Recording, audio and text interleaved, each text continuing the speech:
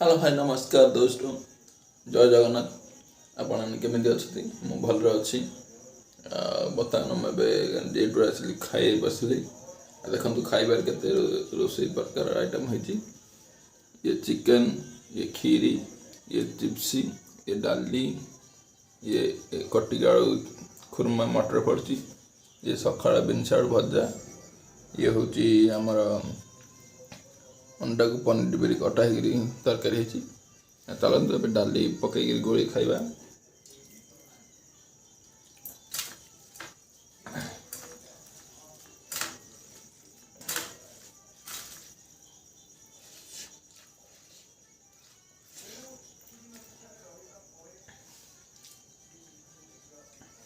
अंडा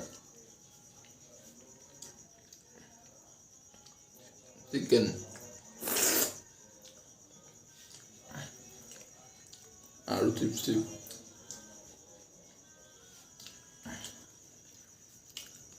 खुरमा बहुत बढ़िया जी। आप भी घर नहीं खातु बहुत मजा लगे। वीडियो केमी लगे कमेंट जनइबे। रोज नमस्कार बाय बाय।